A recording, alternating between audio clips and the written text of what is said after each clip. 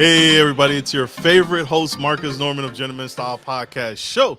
And today we are going to continue the theme that I've been doing really well with this. But we are going to stay on the topic of investing.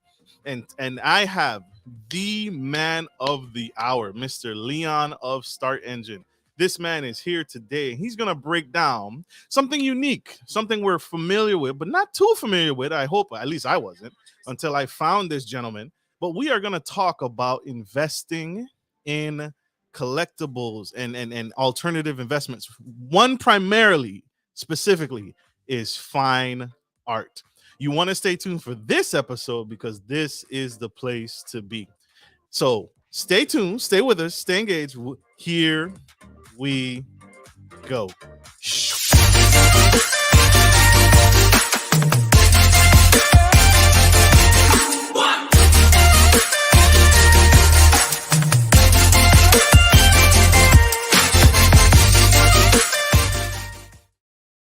Welcome to the Gentleman Style Podcast Show. It's your favorite gentleman, Marcus Norman of Gentleman Style Podcast Show, and I am rocking Black History Month today. We Black History all day, but today is special for me, and I wanted to bring you guys a unique powerhouse guest to the stage.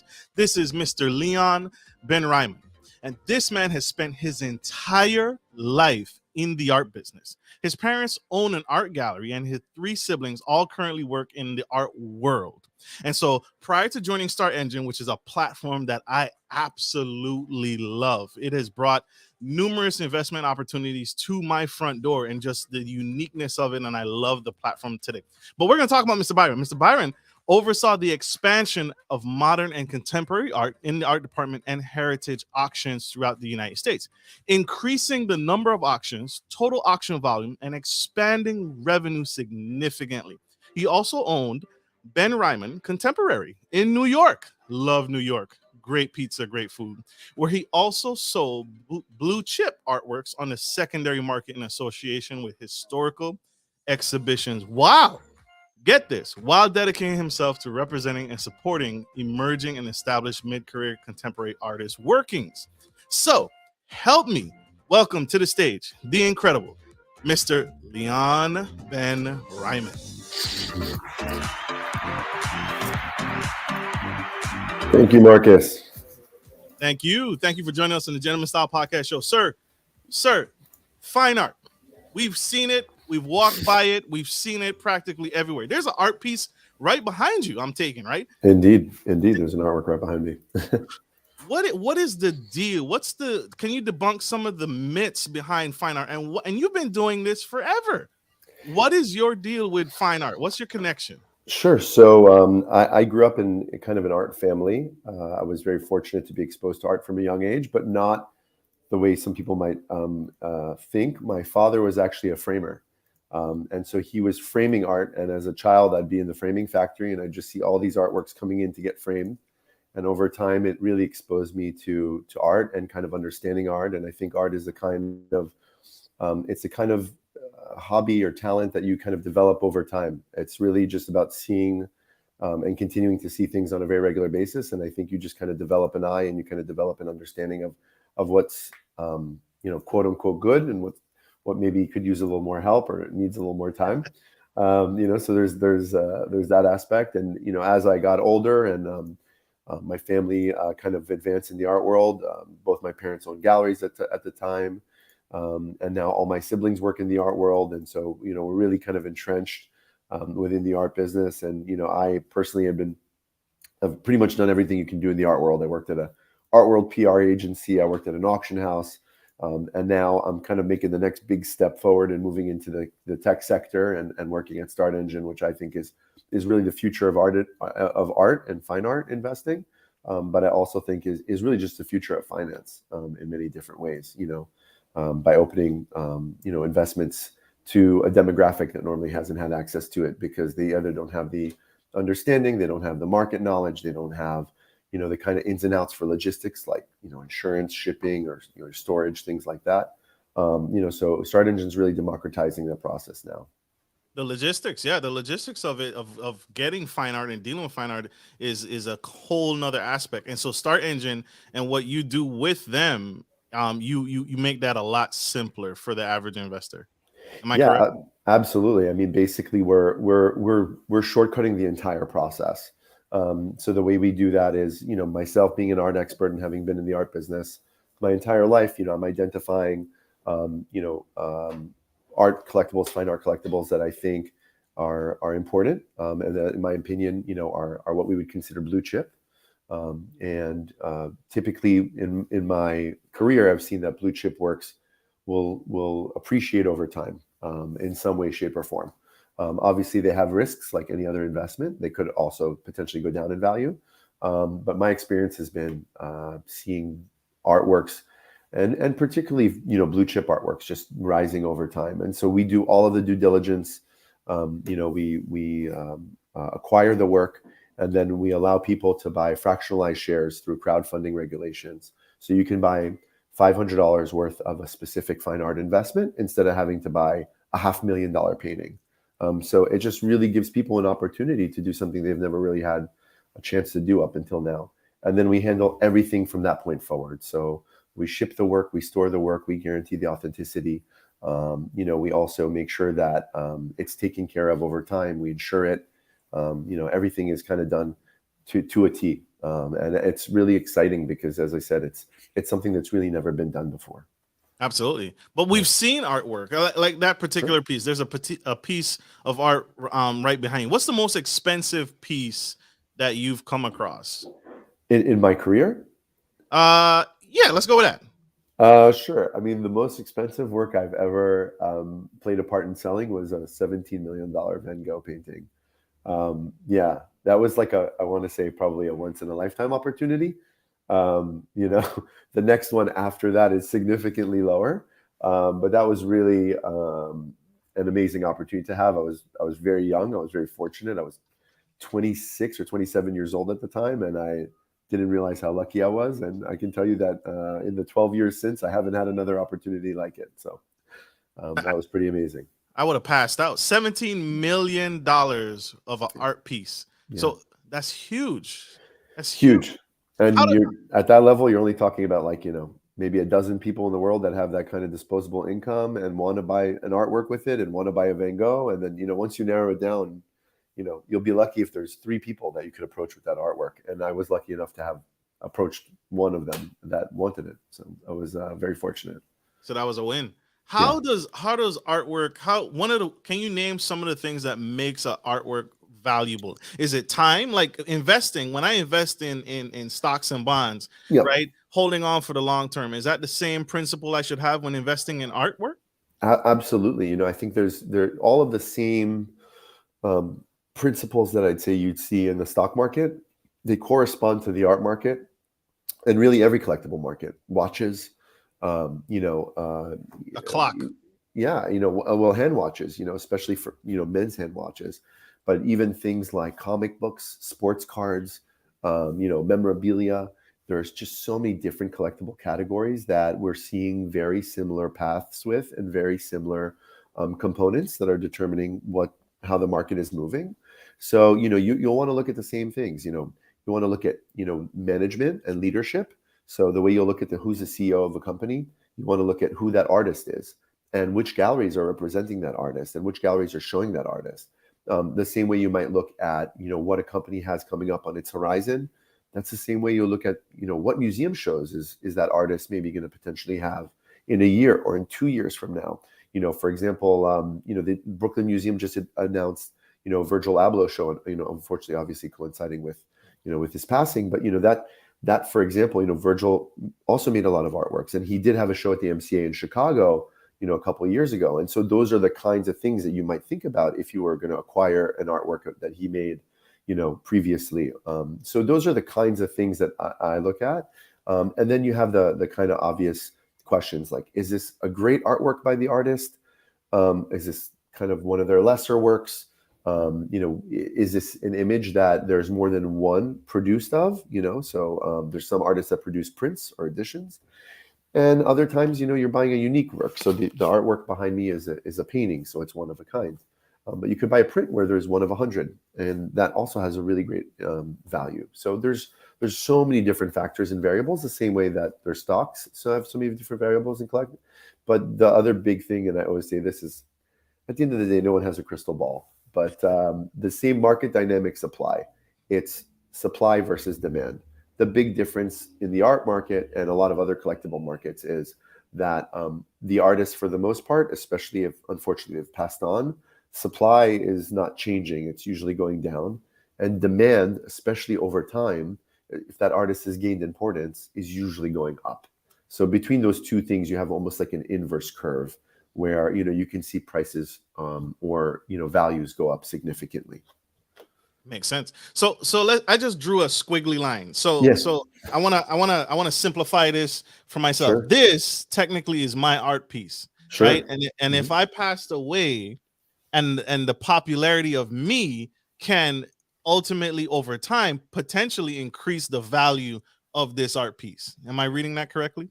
I mean, it's possible. Sure. It's possible. Yeah.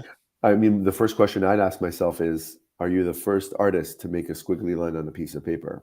So Probably if the answer not. was if the answer was yes, I'd say, wow, this guy could potentially be very important down the line. But if the answer is no, then maybe not. Makes sense. Yeah. Makes sense. Mr. Leon Byron, y'all. I told y'all this man is incredible. We're gonna take a quick, short commercial break. Don't go anywhere. Stay right there. We'll be right back. Support for Gentleman Style Podcast is brought to you by Manscaped, who is the best in men's below-the-waist grooming champions of the world. Manscaped offers you precision engineering tools for your family jewels. Manscaped just launched their 4th generation trimmer, the Lawnmower 4.0. You heard that right, the 4.0. Join over 2 million men worldwide who trust Manscaped with this exclusive offer for you. 20% off free worldwide shipping with the code GENSTYLE at manscaped.com.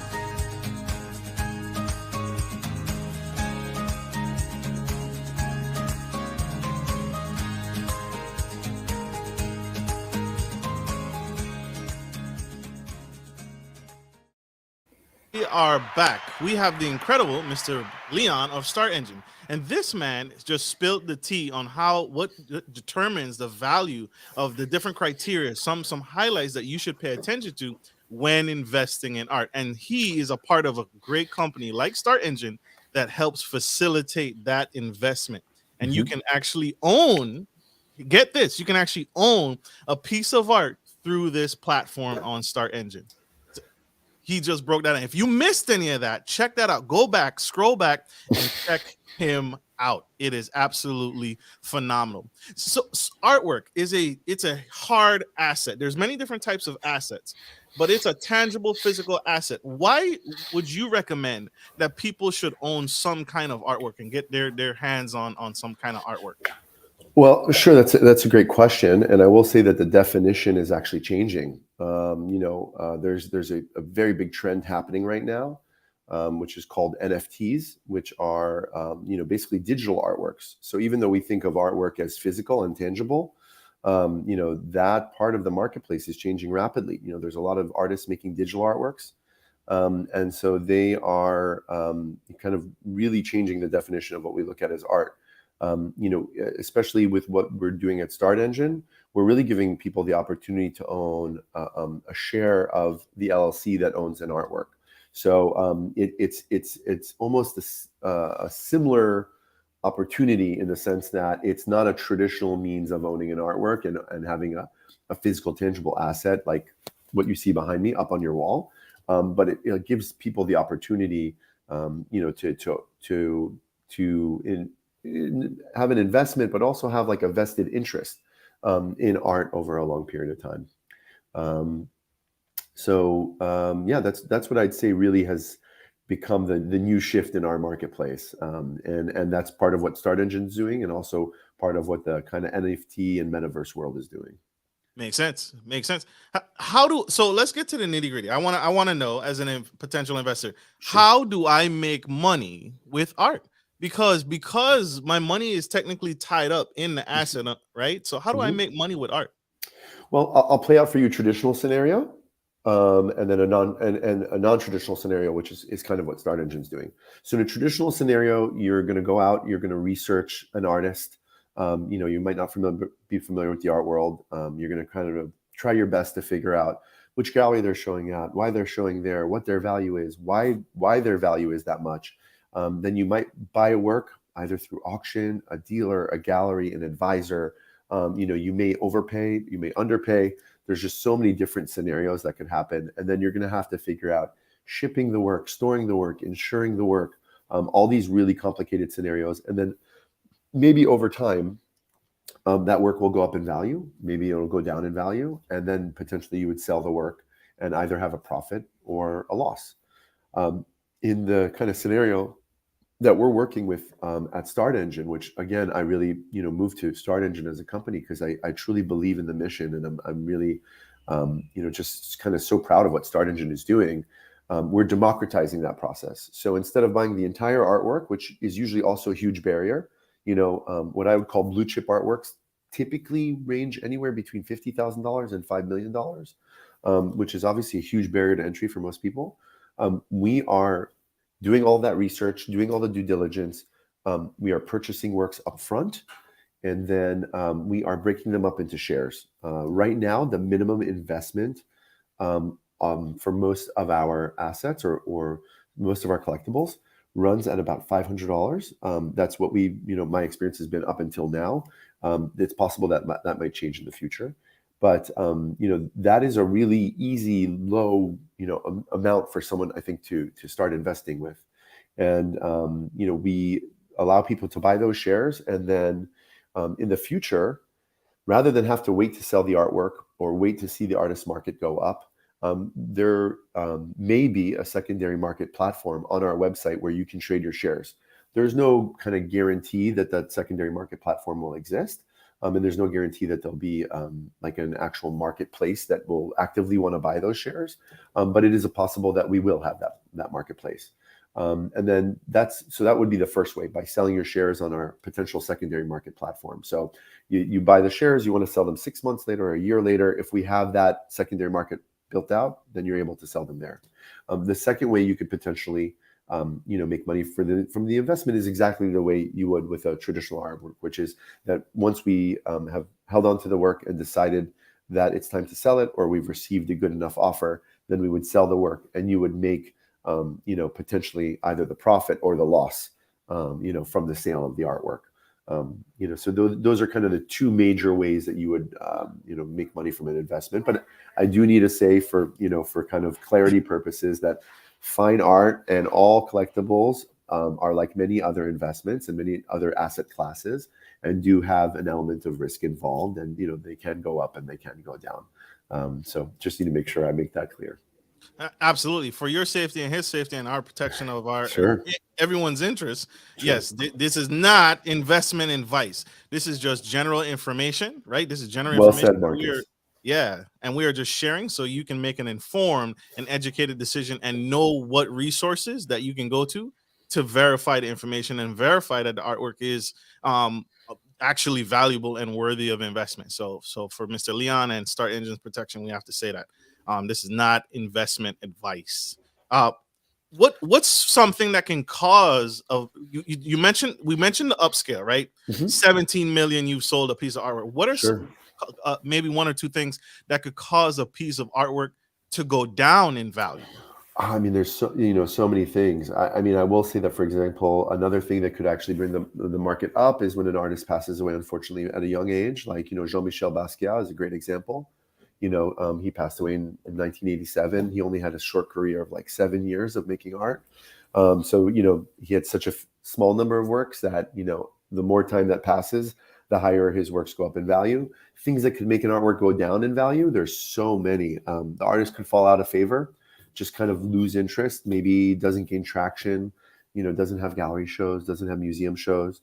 Another thing I see artists do all the time, which is very unfortunate, is they have a little bit of success. They see their prices go up, and they really kind of try to ride that gravy train, and they just pump out artworks. They just start making tons of work, selling tons of work, And like I said, art is just like any other marketplace. It's traditional supply demand. So as you bring up the supply, obviously the demand is going to get satisfied. Prices will eventually go down. And so, for some artists, that strategy even worked. Like Andy Warhol and Picasso are great examples where, they made 25,000 artworks, 25,000 prints in their lifetime, 50,000 artworks in total circulating in the marketplace, and you're looking at a scenario where, it took the market a really long time to absorb all those works. And then eventually the market went up in value as demand continued. But in general, I'd say supply is probably one of the biggest factors. And the second one would be kind of general kind of art world interest. There's kind of like a consensus. If museums consider the artist important and galleries do, and critical art historians like writing essays and theories, art historian theories, then all of that kind of combines to lift the artist up. And if those things are not happening, then the artist can kind of fall into obscurity, unfortunately. Absolutely. Love it. I love how he took us 3,000 feet up and then he brought us down slowly with it to break it down. We have Nikki Brown, a VIP sponsor of the show. Thank you for your sponsorship. We appreciate you. She asked a question: how is value placed on art? Is that through an appraisal or? Well, Nikki, that's a great question. I will say that there's 3 short answers I'll give you. The purest way to really understand the value of an artwork is typically to put it up in a public auction, because that is you're casting the widest net, you're putting it up to the largest part of the marketplace, and you're letting the market decide how much it's worth, right? Value for any object usually is how much someone's willing to pay for it, right? So if I open it up to the entire marketplace, I ensure that I'm giving everyone the opportunity and it's going to the highest bidder. Most people don't know that actually the stock market, the New York Stock Exchange, is a bid-ask system. It is actually a live real-time auction happening, even though we don't think of it that way anymore because it's a ticker. That's actually the system that is creating that. So somebody's making a bid and someone's making an ask, and that's the same thing that happens in an auction. So that's really the purest way of doing that. You do have something like appraisals, which can kind of sometimes set an arbitrary value on things. I've seen appraisals for one object, where one appraisal was very high and the other one was very low, and both of them were wrong. So that can kind of be very subjective. And then the last is typically what we call the primary market. So typically galleries that are working hand in hand with an artist will set a retail value for the artwork. And by doing that, they're really kind of controlling the marketplace. The same way, for example, Apple is setting a retail price for their laptops or for their phones. And in the case of Apple, they don't ever discount it. That's not the case with galleries, but they are still setting a retail price, right? And so that is in turn determining really what the value is of your laptop or of your computer. It doesn't necessarily mean that that's the cost, and it doesn't necessarily mean that that's what it's worth in the open marketplace. But it does mean it is what the value is in a retail setting. So those are kind of the 3 distinguishers that I would use for value.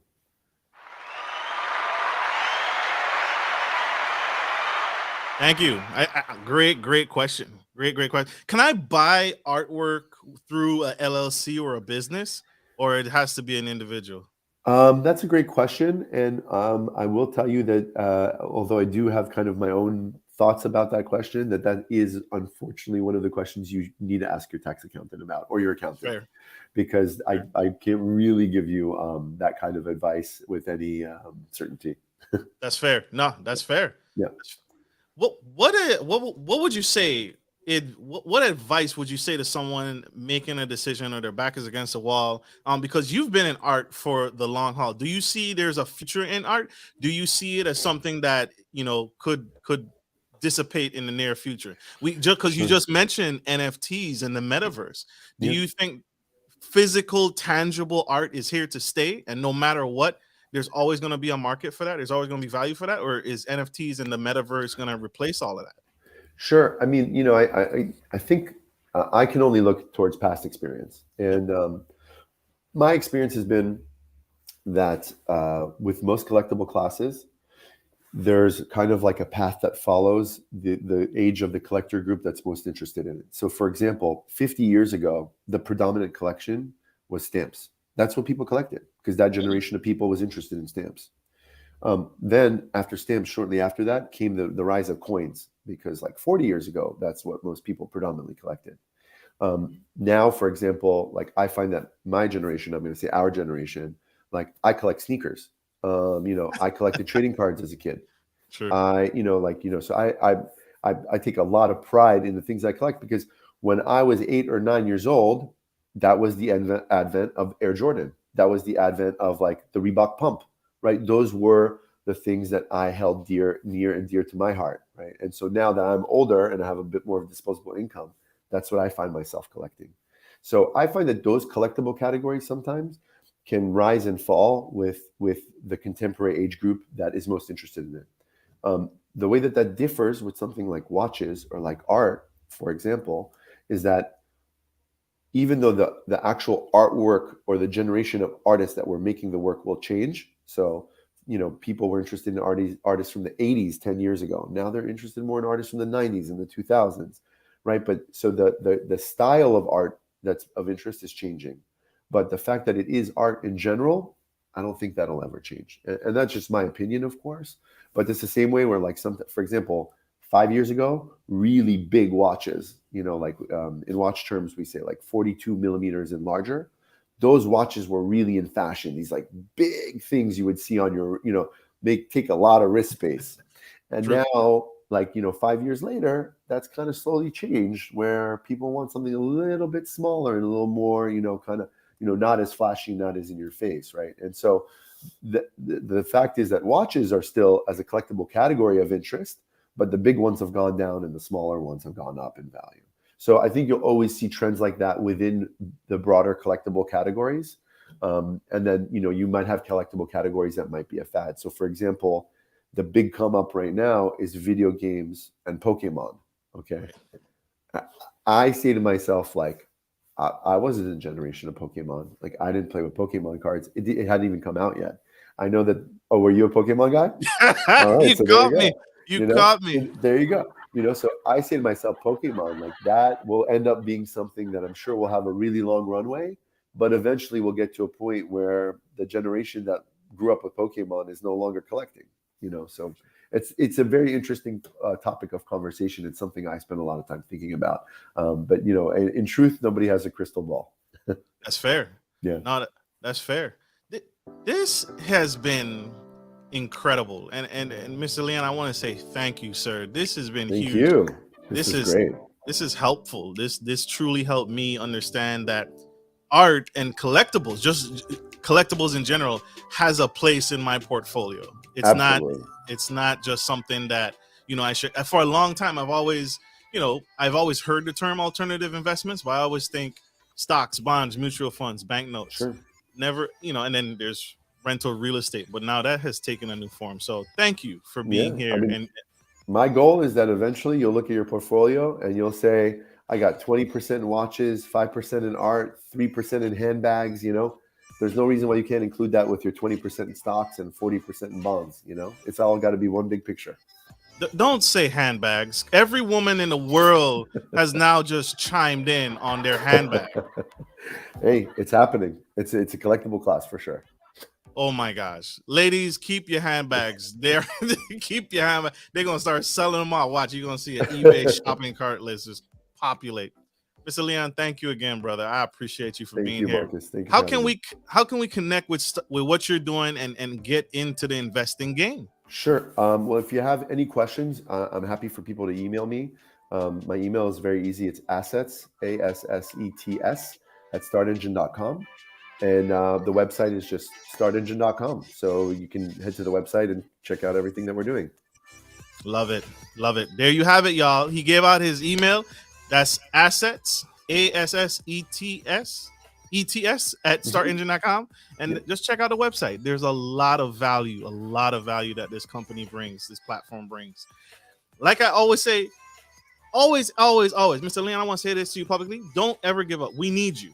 We need what you're doing, sir. This is huge, and you are phenomenal. And thank you, Marcus. Same goes to you. Absolutely. You're providing a valuable resource, so thank you for that. That's the goal. That's the goal. And like I want to say to you, I hope this was helpful to you all. I hope this information was helpful. And if you have any further questions, reach out to me, and I'll connect you to StartEngine. And if you have any questions for Mr. Leon, send that email out to assets at StartEngine.com. Or check out the website yourself.